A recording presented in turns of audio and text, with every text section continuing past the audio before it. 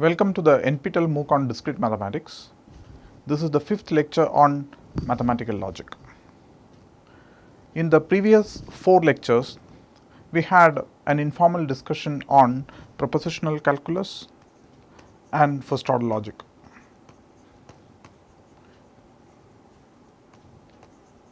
These are examples of logic systems. Today let us have a formal discussion on these. These are systems of logic. So what is a system of logic? A system of logic essentially consists of these components. The first one is the syntax of the language. This specifies what are the grammatical formulae.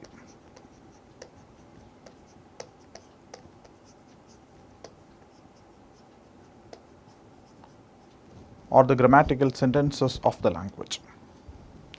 Then we have the semantic component of the system. The semantics of the language specifies the meaning of the syntactic entities.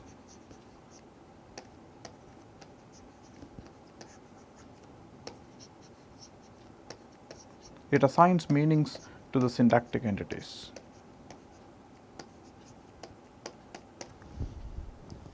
And finally, we have a proof system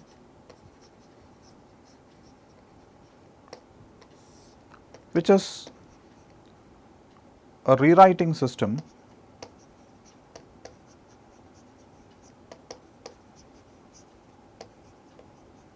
which starts with a set of axioms, has a rule of inference, has many rules of inference possibly, and then using these rules of inference it writes new sentences. And the process of writing these new sentences is called proving, and what we get is a proof. So let us now see in detail what these components are for the two systems of logic that we have studied, namely propositional calculus and first order logic.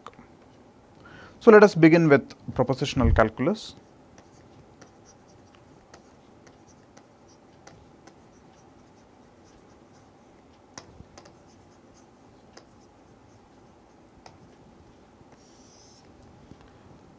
So let us begin with the syntax of propositional calculus. The syntax is specified using what's called a grammar.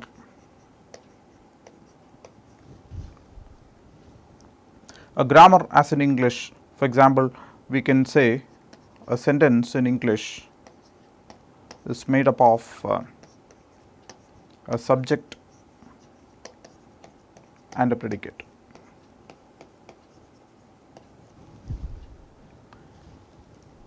This is what is called a grammatical rule or a grammatical production. So likewise, we can write a set of productions for the sentences of propositional calculus. The first production is this.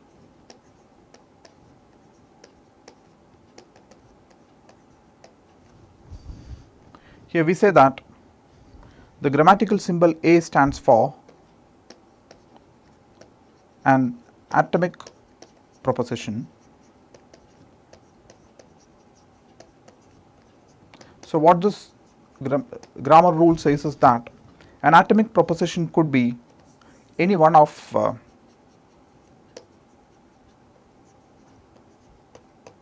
A1 through AN. Here of course this need not even be finite, you might even have an infinite number of options. So the rule could very well be this, that is, our system might have an infinite number of atomic propositions, which is also possible. So this specifies what the atomic propositions are. For example, the atomic propositions could be that A1 says it is raining. A1 stands for the atomic proposition it is raining. A2 might stand for the atomic proposition I do not have an umbrella.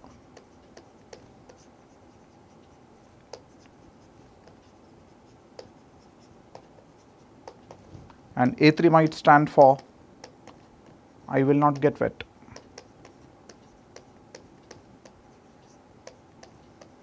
And so on.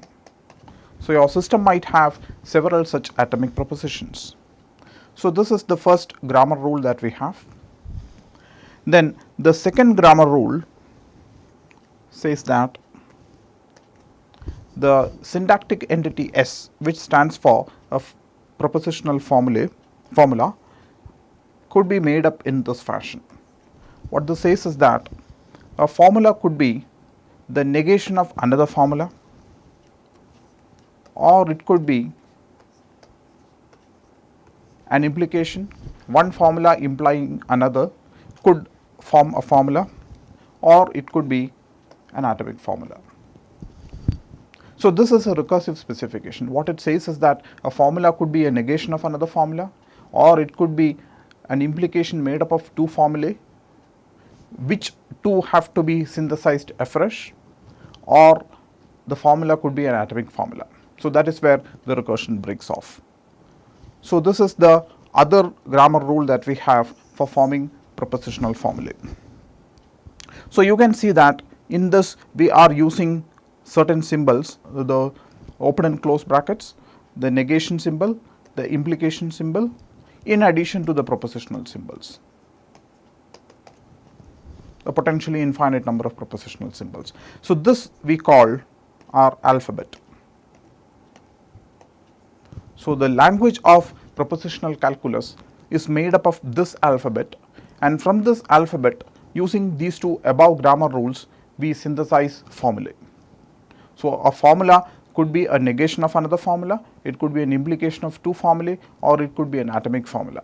An atomic formula could be any one of A1, A2, A3, etc. So, let us see an example of synthesizing a formula. You could derive negation of S from S. As the grammar rule shows here, a formula could be a negation of a formula. So, a formula could be derived as a negation of another formula, which could in turn be derived as an implication.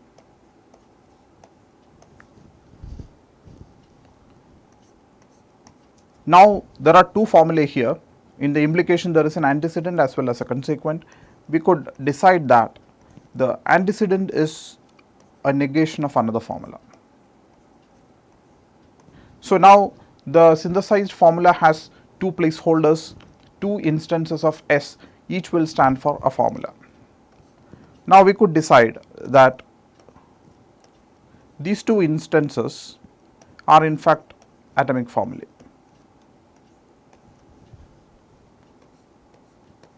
And then we could say that the first atomic formula stands for propositional symbol A1, and the second atomic formula stands for the propositional symbol A2. Now, this is a concrete propositional formula. This is what we call a well-formed formula.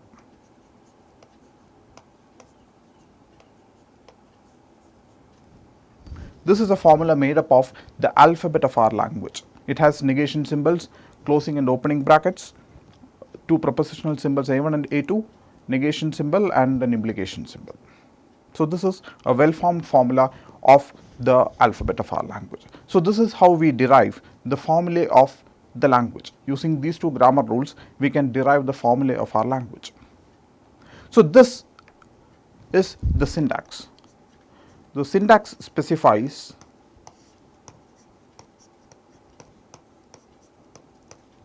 what are the well-formed formulae. Well-formed formulae. The semantics of the proof system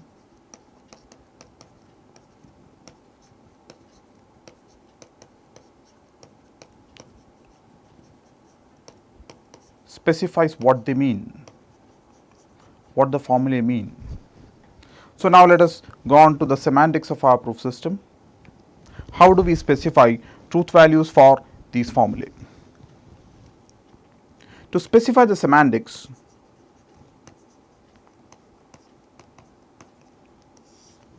we consider functions of this form. Functions that map the propositional symbols or the atomic formulae to the set 0 and 1. Such a function is called an assignment.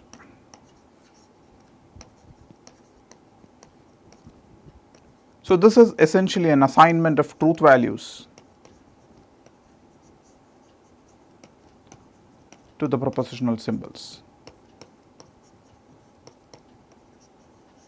A propositional symbol is the same as an atomic formula. These two are synonyms.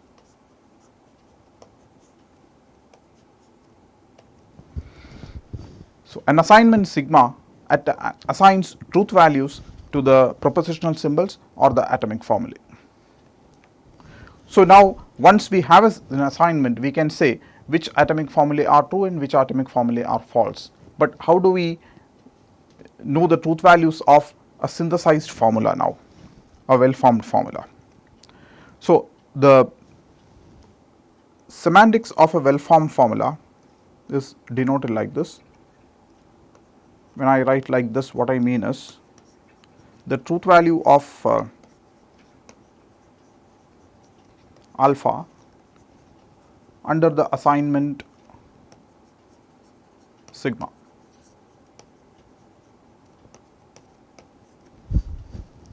So, this is the notation we shall use. So, using this notation,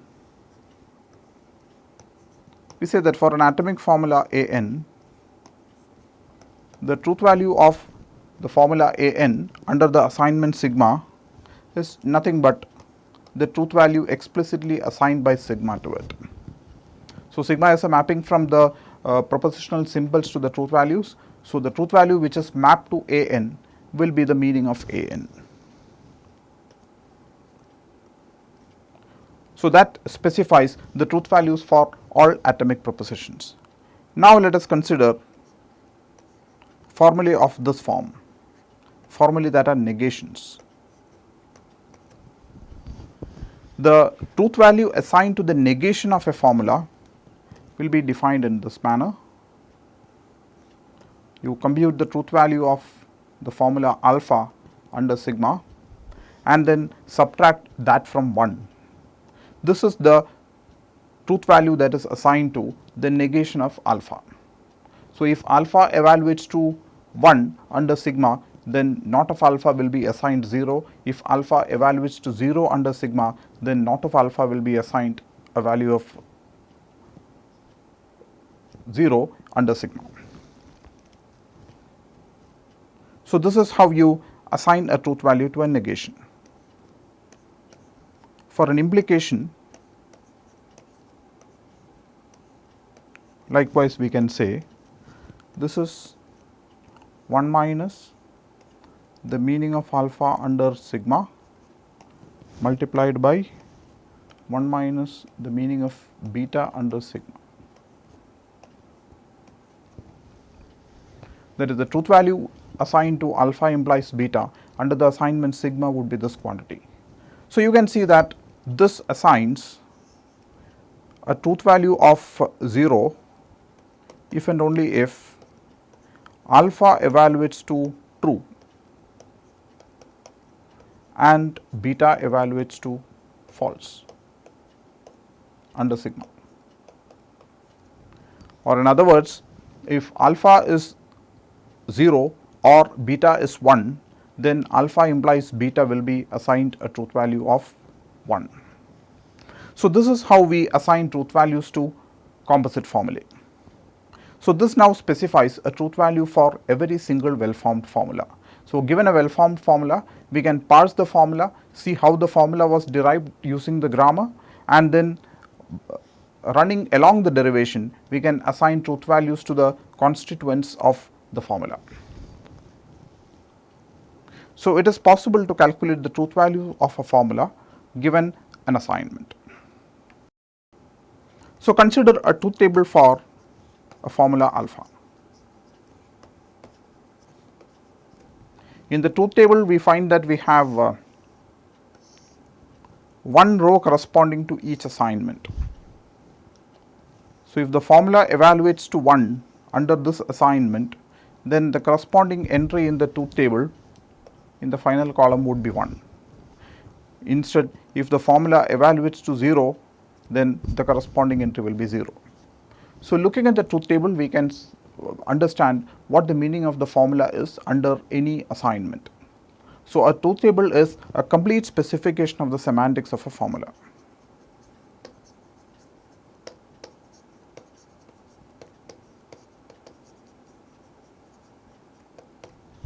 So, given a formula alpha, we can, and an assignment sigma, we can refer to the truth table to see whether sigma satisfies it or not once the truth table is available. We say that alpha logically implies beta,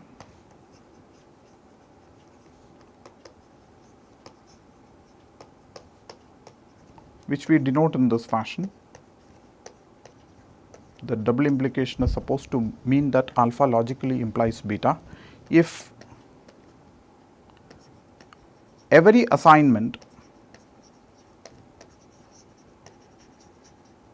that satisfies alpha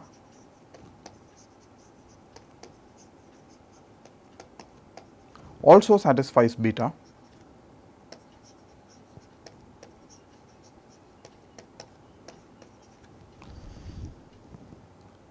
that is when we say that alpha logically implies beta. In other words, if you look at the truth table and the columns corresponding to alpha and beta, we find that whenever alpha is true, beta is also true. But of course, beta could be true even when alpha is false. In some assignments where alpha is false, beta could be true. But what we know is that whenever alpha is true, beta is true. Therefore, we say that beta is a logical consequence of alpha. If alpha holds, then beta has to necessarily hold. So, another way of saying is this: beta is a logical consequence of alpha.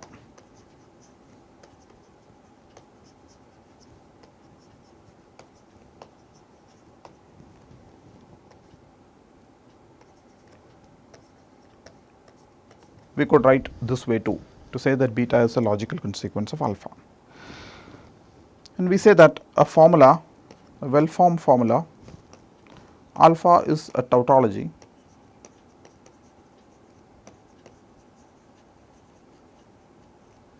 if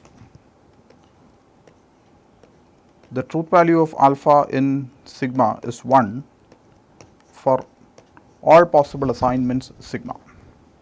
So, a tautology is a formula which is true always. In every single assignment, the formula happens to be true. When we write like this, what we mean is that alpha is a tautology. Alpha is a logical consequence of nothing. In other words, alpha is true everywhere, in which case we say that alpha is a tautology.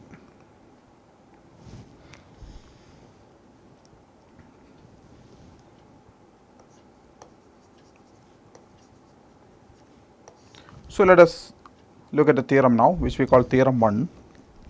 This says that if alpha is a logical consequence of a set of formulae gamma, gamma is a set of formulae, mind you, if alpha is a logical consequence of gamma, in other words, when the whole of gamma is true, gamma consists of several formulae, when each of these formulae is correct, then alpha is also true. And alpha implies beta is a logical consequence of gamma, then beta is a logical consequence of gamma. So, this is what we want to show. Let us assume that alpha is a logical consequence of gamma and alpha implies beta is a logical consequence of gamma. So, what it means is that in an assignment which satisfies the whole of gamma, alpha is true as well as alpha implies beta is true. So, suppose sigma satisfies gamma.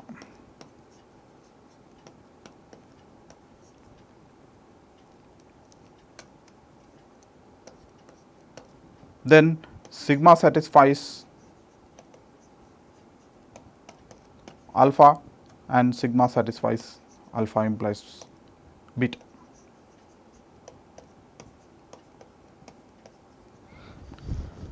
So, if under this assignment alpha is true and alpha implies beta is true, then beta must also be true.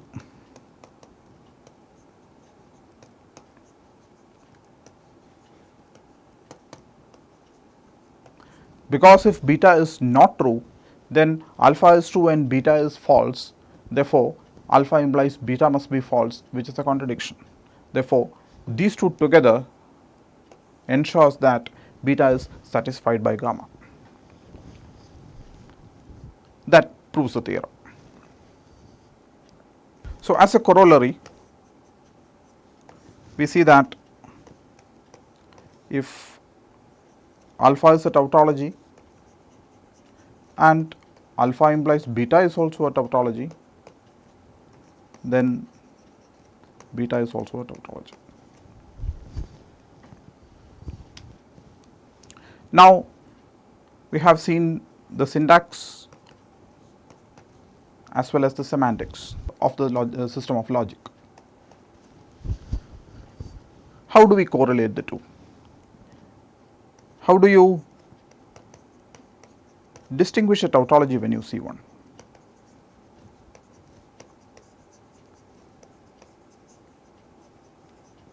That is one question. When you are given a formula, you have to say whether it is a tautology or not. The second question is this: given gamma, distinguish its logical consequences.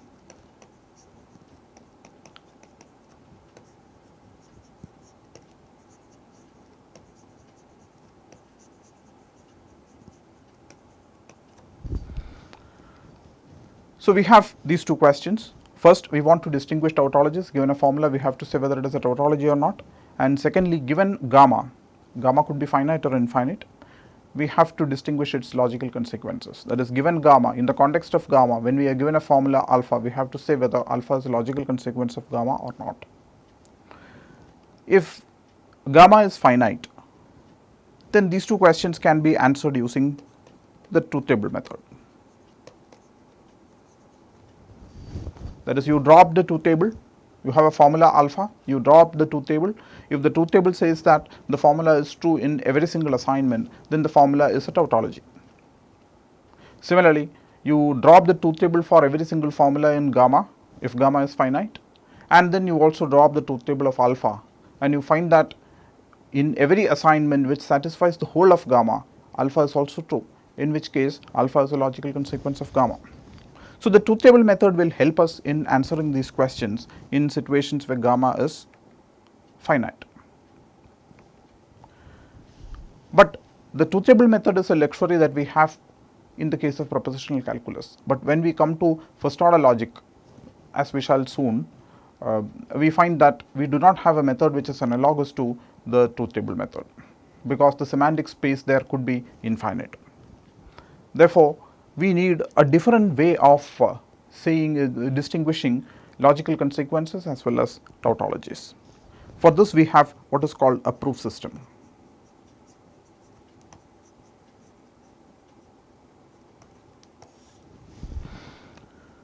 In a proof system, we say that P is a proof system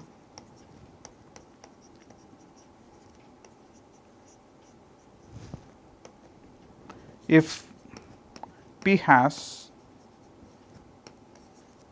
a set of axioms. An axiom is nothing but a formula. So, a set of axioms is a set of formulae, and a set of rules of inference. A rule of inference is a relation on formulae.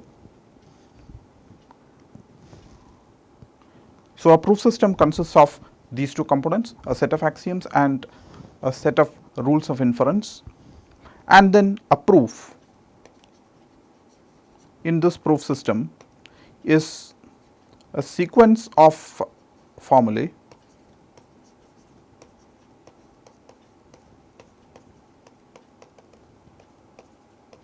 a sequence beta 1 through beta n is called a proof, where beta 1 is an axiom. So, a proof always begins with an axiom, and beta I for I greater than 1 is an axiom. So, you could use an axiom anywhere in the proof. So, beta I is either an axiom or follows from beta 1 through beta I minus 1, the previous formulae in the proof, by some rule of inference.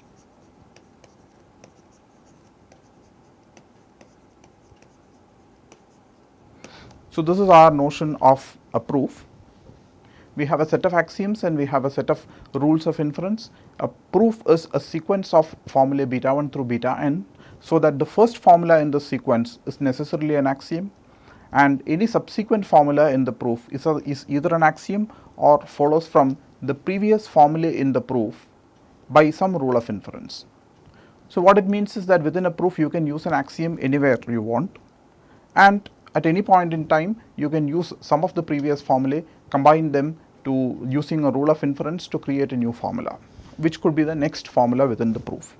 So, such a sequence of formulae is called a proof. So, now let us see a proof system for propositional calculus.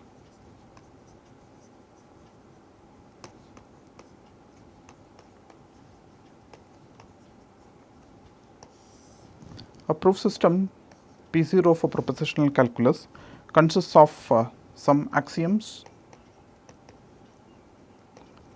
that are called logical axioms. So, axioms could be classified into logical axioms and proper axioms. So, the logical axioms would belong to these templates.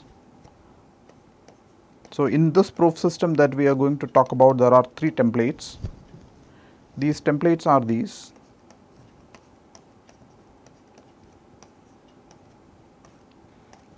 The first template is of the form alpha implies beta implies alpha. This is the first template. So, from this template you can form concrete axioms by substituting formulae for alpha and beta in this case. So, you could write A1 implies A2 implies A1, A1 implies A3 implies A1, and so on. So, these are all concrete formulae that are derived using this template. Therefore, we will say that A1 is an axiom schema.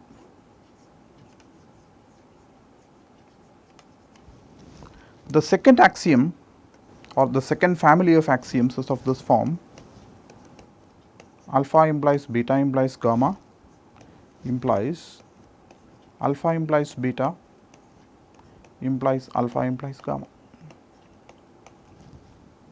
And the third family of axioms says that not alpha implies not beta implies not alpha implies beta implies alpha. So, these are the 3 families of axioms that we have. These are the families of logical axioms. By substituting any formula, any well-formed formula for alpha, beta and gamma in these templates, we can derive an infinite number of logical axioms. So, P0 consists of an infinite number of logical axioms. In addition to that, we could also have called proper axioms. Let us say we have a set of proper axioms called gamma. So, this could be any set of arbitrary formulae that suits our convenience, and we have only one rule of inference.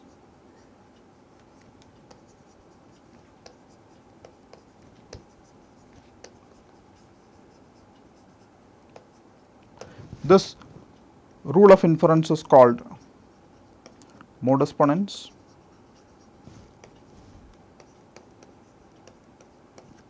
or MP for short.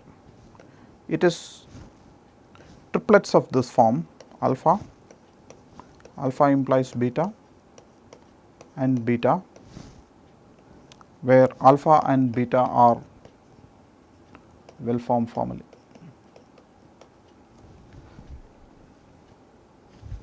Or we could write like this, a rule of inference could be written like this.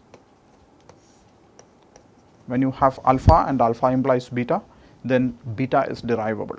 So what it means is that within a proof, if you have already proved alpha and you have proved alpha implies beta, then as the next step in the proof you could write beta. That is, if alpha and alpha implies beta are among the previous formulae within the proof, then the next formula within the proof could be beta. So this is a rewriting rule called modus ponens. So this is the only rule of inference that we have. So in this sense, our axioms are logical axioms or the formulae, the set of formulae in the set of formulae gamma. So axioms are from these, and MP is our only rule of inference. Therefore, a proof will consist of a sequence beta 1 through beta n, where beta 1 is necessarily an axiom, it is either a logical axiom or is a formula from gamma, and any subsequent formula is either a logical axiom or a formula from gamma or follows from two previous formulae by modus ponens. So such a sequence of formulae is what we call a proof. So you may have noticed that here in our system we have only two logical connectives. For example, we have negation and implication, but we haven't used any other connective. That is because this set is a complete set of connectives. Why is that? That's because we know that x implies alpha, x implies y is logically equivalent to x bar or y, negation of x or y. Therefore, negation of x implies y will be logically equivalent to negation of x or y. But negation of x is the same as x.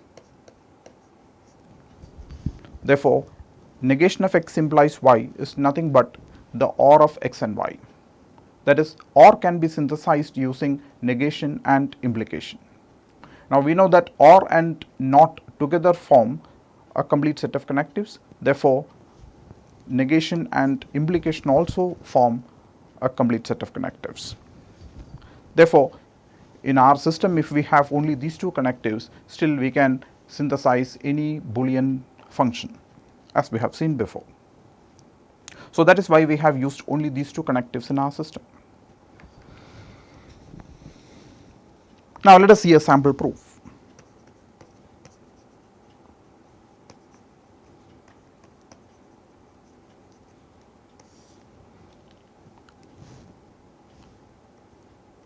When we write like this, what we mean is that alpha is provable from the logical axioms alone.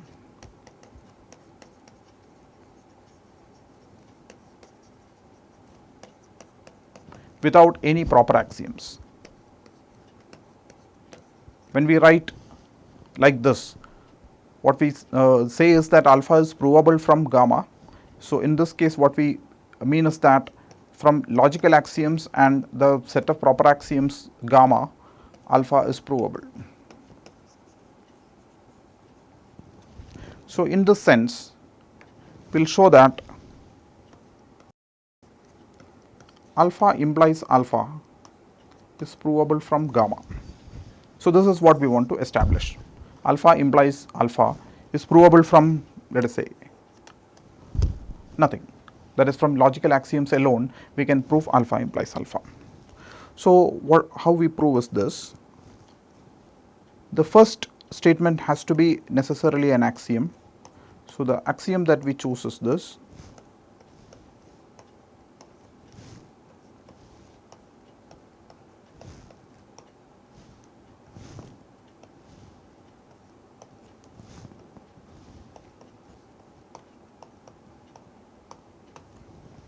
So, this is the first statement in the proof. The first statement has to be necessarily an axiom. Now, is this an axiom? We find that it is indeed an axiom because this is from the second template. In the second template, we have alpha implies beta implies gamma implies alpha implies beta implies alpha implies gamma. So, if you substitute alpha implies alpha for beta and alpha for gamma, what we get is exactly this. So, this is an instance of axiom schema 2. By substituting alpha implies alpha for beta and alpha for gamma, this is what we get. So, this is the first statement in our proof. The second statement in our proof is alpha implies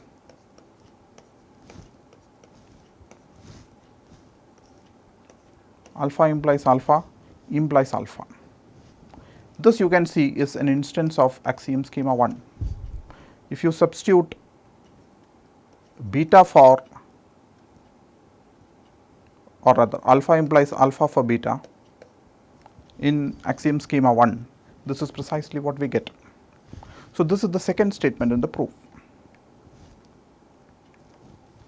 Then the third statement is an implication alpha implies alpha implies alpha implies alpha implies alpha. How do we get this? We get this from the first two statements. So, if you observe the first two statements, we find that the second statement is in fact the antecedent of the implication which is the first statement. The second statement and the antecedent here are identical. Therefore, once we have these two statements in our proof, we can apply the rule of inference modus ponens on these, and we can write the consequent as the next statement. That is precisely what we have done. This happens to be the consequent of the first statement in the proof. So, this is by modus ponens on statements 1 and 2. And then we have alpha implies alpha. How? By A1. If in axiom schema 1 you substitute alpha for beta, this is precisely what you get, alpha implies alpha. So, this is the fourth statement in the proof. Now, you compare the third statement with the fourth statement, you find that the fourth statement is the same as the antecedent of the third statement. Therefore, we can now derive the consequent of the third statement as the next statement in the proof. And this is precisely what we wanted to prove. We wanted to show that alpha implies alpha is provable from logical axioms alone. That is precisely what we have done. So, this is an example of a proof in our system. Now, we prove what is called the soundness of the system of logic. We say that a system of logic is sound if whatever you prove in that system happens to be the logical consequences. In other words, if you take gamma as the set of proper axioms and manage to prove alpha, then alpha is indeed a logical consequence of gamma.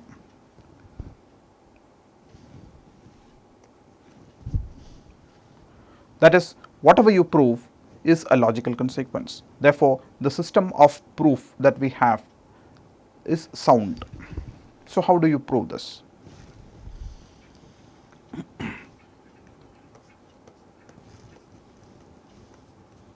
If alpha is provable from gamma, that is what we have assumed, alpha is provable from gamma, and then we want to show that alpha is indeed a logical consequence of gamma. If this is provable from gamma, then there exists a sequence beta 1 through beta n culminating in alpha, so that beta 1 is an axiom and any other formula in the sequence is derivable from two previous formulae by mode exponents. Or in other words, there exists a proof which is culminating in alpha. That is when we say that alpha is provable from gamma. So this we know, if alpha is provable, then there is a proof. Now let us look at beta 1. Beta 1 is surely an axiom. So any assignment that satisfies the whole of gamma must satisfy beta 1 too.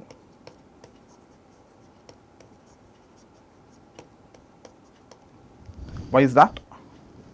If beta 1 is an axiom, either it is a logical axiom or it is a proper axiom. If it is a proper axiom, it is a member of gamma. Now we are looking at an assignment which satisfies the whole of gamma, therefore in particular beta 1 is also satisfied if beta 1 happens to be a proper axiom. On the other hand, if beta 1 is a logical axiom, then beta 1 must subscribe to one of the three templates, A1, A2 and A3. If you look at A1, A2 and A3, you find that these three templates are essentially tautologies. That is, whatever you substitute for the variables here, what you get is a tautology. You can draw up the truth table and see that if whatever truth values you assign to alpha, beta and gamma, these formulae will always evaluate it true. Therefore, our logical axioms are always tautologies. Therefore, they are satisfied in every single assignment. So, if beta 1 is a logical axiom, then it is true in every single assignment, not just in the assignments that satisfy the whole of gamma. So, in particular, in any assignment which satisfies the whole of gamma, beta 1 is true also. Therefore, if beta 1 is an axiom, then any assignment that satisfies gamma must necessarily satisfy beta 1. Or in other words, beta 1 is a logical consequence of gamma. So, we are now proving by induction.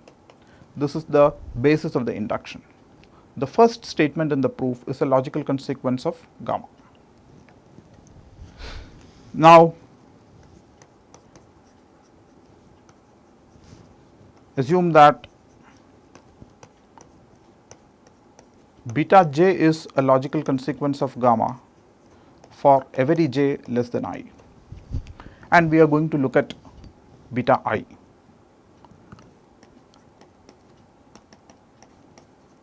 Consider the sequence from beta 1 through beta I. This is also a proof culminating in beta I. Every formula here is either an axiom or follows from two of the previous formulae by mode exponents. Therefore, this is also a proof. And here we know that beta 1 through beta I minus 1 are all logical consequences of gamma. What we want to show is that beta I is also a logical consequence of gamma. Now, beta I could be several. Beta I could be an axiom. If beta I is an axiom, we have an argument that we made in the case of beta 1. That argument is valid here too. If beta I is a logical axiom, it is true everywhere. So, it is true in particular in the assignment which makes gamma true. If beta I is a proper axiom, then it is a member of gamma. So, in any assignment which makes the whole of gamma, this is also true trivially. So, if beta I is an axiom, then we know that beta I is a logical consequence of gamma. Suppose beta I follows from some beta j and beta k by mode exponents.